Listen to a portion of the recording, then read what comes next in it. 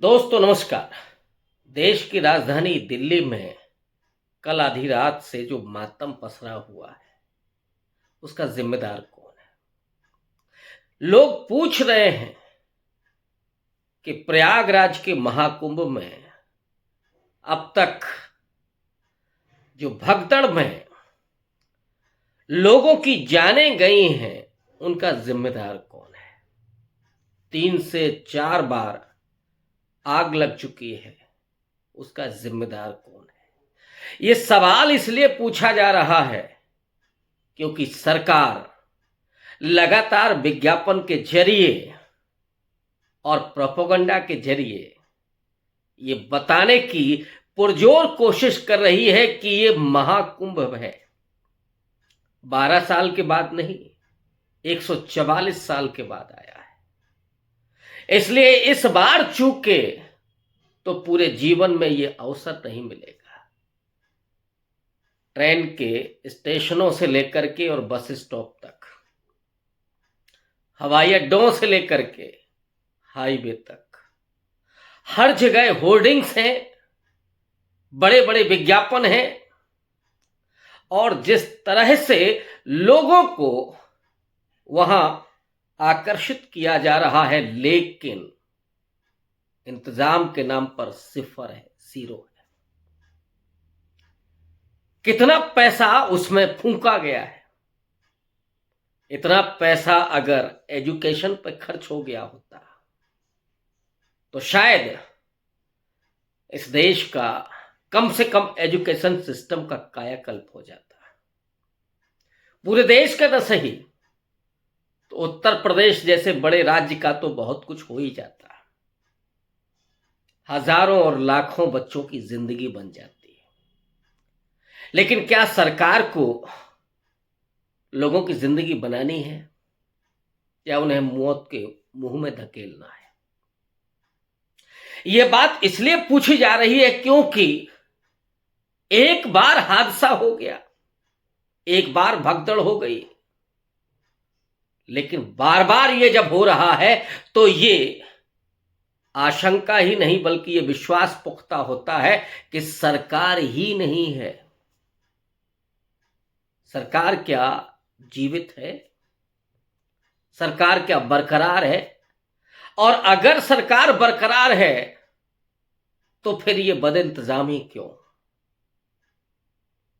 फिर क्या कोई जिम्मेदारी नहीं लेगा?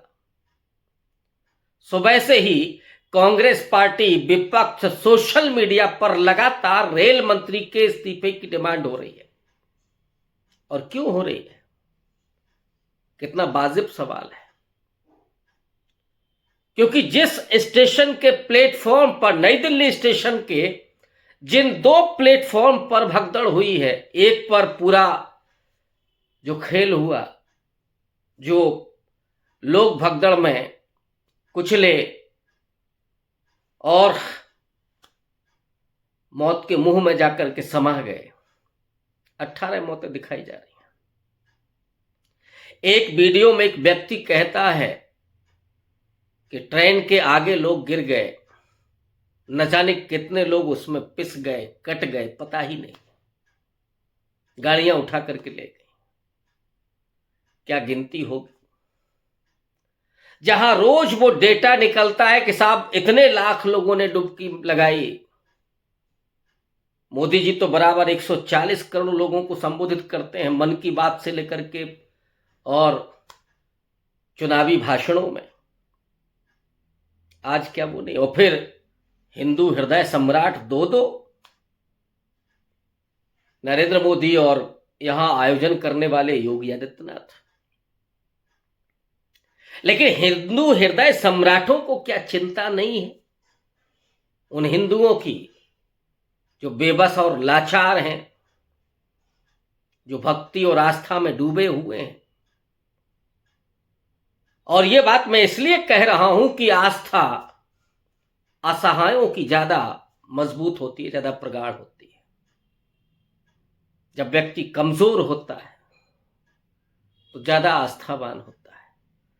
क्योंकि अगर बच्चा बीमार हो जाए और अगर उसके पास अस्पताल जाने के लिए पैसा नहीं है तो फिर वो ईश्वर से ही विनती करता है, मन्नत मांगता है।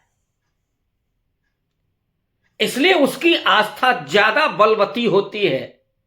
इधर मिडिल क्लास को भी थोड़ा नया नया वो हिंदू हो रहा है। हिंदू तो वो था ही पहले से, वो भाजपाई हिंदू हो रहा है, या उस पूरे सत्ताधारी पार्टी के जरिए वो हिंदुत्ववादी हो रहा है।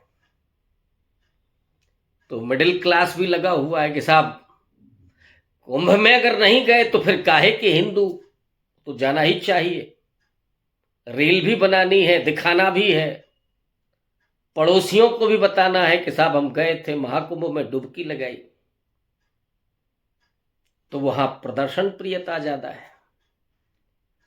सरकार ने तो पूरा खजाना ही वीआईपी के लिए खोल दिया है अलग से। अंबानी साहब, उनके बेटे बेटी बहू पोते सब आएंगे। कितना इंतजाम है। राष्ट्रपति जी ने भी डुबकी लगा ली, सारे लोग। लेकिन असल में इस देश के हिंदुओं को कीड़ों और मकोड़ों की तरह छोड़ दिया गया। जो सच में आस्थावादी है, जो जाना चाहते हैं, जिनको विज्ञापन के जरिए धकेला गया वहां पे, जिनको लग रहा है कि पा लेना चाहिए, अब ये अवसर नहीं मिलेगा। और इस विज्ञापन में वो सरकारी भोंपू भी शामिल है, गोदी मीडिया जिसको कहते हैं।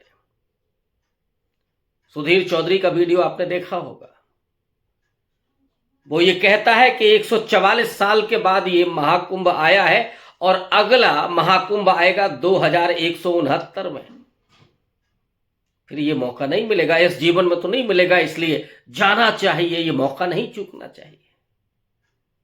लेकिन आज वही गोदी मीडिया ये सवाल नहीं कर रही है कि लोग ऐसे क्यों हताहत हो रहे हैं, इस भीड़ का जिम्मेदार कौन है, रेल मंत्री इस्तीफा क्यों नहीं देता है, प्रधानमंत्री इस बदइंतजामी पर बोलता क्यों नहीं है।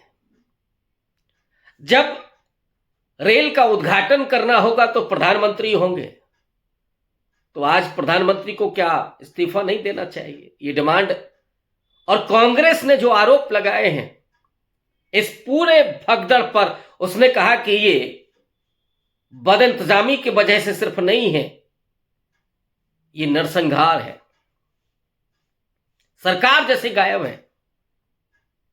और क्यों ये हादसा हुआ, 1 घंटे के भीतर 1500 टिकट कैसे बिकते हैं एक ट्रेन के, जनरल टिकट। और लगातार जो प्लेटफॉर्म चेंज किया जा रहा है ट्रेन्स का, और ये वीकेंड का समय था, ऑब्वियस है कि लोग निकल रहे थे प्रयागराज के लिए, क्योंकि विज्ञापन उनको खींच रहा था। 144 साल के बाद ये मौका आया है। वो वहां गंगा के जल का आचमन करने के लिए बेताब थे, जिंदगी दांव पर लगाए हुए थे, उस भीड़ में भी जाना चाहते थे। अब आप सोच सकते हैं कि ये आस्था और ये धार्मिकता और ये पाखंड किस हद तक है। और ये अचानक नहीं हुआ है कि अचानक लोग इस तरह से आस्था में खिंचे चले जा रहे हैं। पिछले 3 दशक से, जब से ये निजीकरण शुरू हुआ, ये जो मीडिया, जो कारपोरेट के जरिए, और ये गठजोड़ उस क्रोनी कैपिटलिज्म का है, जिसमें धर्म सत्ता, राजनीतिक सत्ता और अर्थ सत्ता, तीनों पूंजी सत्ता, पूंजीपति शंकराचार्य और इधर नेता, सत्ताधारी, प्रधानमंत्री, मुख्यमंत्री, सब एक साथ एकजुट। और उस गठजोड़ के सामने चारा कौन है, ये जनता, जिसे जानवरों की तरह बार बार हकाल दिया जाता है। चाहे 5 किलो के राशन की लाइन में लगाना हो, साहब अमेरिका में जाकर के भी ये डींगे छोड़ी जाती हैं कि हम 80 करोड़ लोगों को 5 किलो राशन दे रहे हैं। वाह, तारीफ होनी चाहिए, बहुत बड़ा काम कर रहे हैं। आपने 80 करोड़ लोगों को भिखमंगा बना करके छोड़ दिया। काम नहीं है उन लोगों के पास, रोजगार नहीं है, आमदनी नहीं है, उनके पास सिर्फ हाथ में कटोरा थमा दिया है। उनका आत्मविश्वास, सम्मान सब खत्म कर दिया आपने।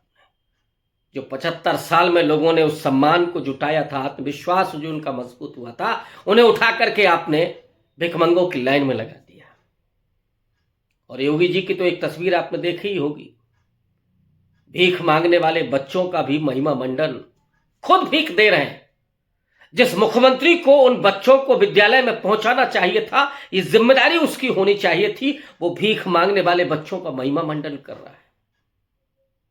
ऐसे ऐसे लोग उस आरएसएस में भरे हुए हैं जो कहते हैं कि भीख मांगना भी रोजगार है। कमबख्तो, तुम क्यों नहीं मांगने लगते?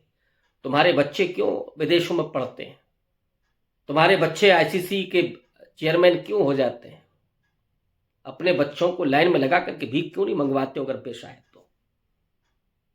नहीं, इस देश के करोड़ों दलितों, वंचितों, पिछड़ों, जो गरीब हैं, जो किसान हैं, वो मजदूर हैं, उनको धकेल देना है उस बेशर्मी की खाई में, क्योंकि आप रोजगार नहीं दे सकते, आपको शऊर ही नहीं है सत्ता चलाने का। आप सिर्फ वर्चस्व चाहते हैं, आप सत्ता पर कब्जा सिर्फ रखना जानते हैं, सत्ता, न्याय तो कतई नहीं जानते। न्याय करना तो आता ही नहीं है, क्योंकि जिस मानसिकता से वो पोषित है उसमें न्याय जैसा शब्द है ही नहीं। उसमें शोषण, अन्याय, अत्याचार, ये सब है। महिलाएं हो, ओबीसी हो, दलित हो, इनको तो किनारे लगा करके रखना है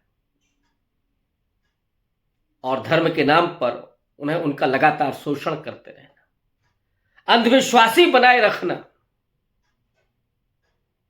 कि साहब पाप करिए और पाप धुल जाएंगे। ये कौन सी व्यवस्था है? जरा सोचिए, क्या इसी के लिए गंगा है? क्या इससे आपको छूट मिलती है कि आप पाप करिए फिर जाकर के डुबकी मारिए और काम खत्म हो जाएगा आपका? सच में अगर आप गंगा को मां मानते हैं तो क्या ये हो सकता है? गंगा को मां कह करके आने वाला व्यक्ति प्रधानमंत्री पद पर पहुंचता है, लेकिन वो कोरोना काल में लोगों को हकाल देता है जानवरों की तरह। नोटबंदी की लाइन में लगा देता है जिसमें सैकड़ों लोग मर गए, हजारों की शादियां टूट गई और वो अट्टहास करता रहा कि साहब कितने लोगों की शादियां टूट गई,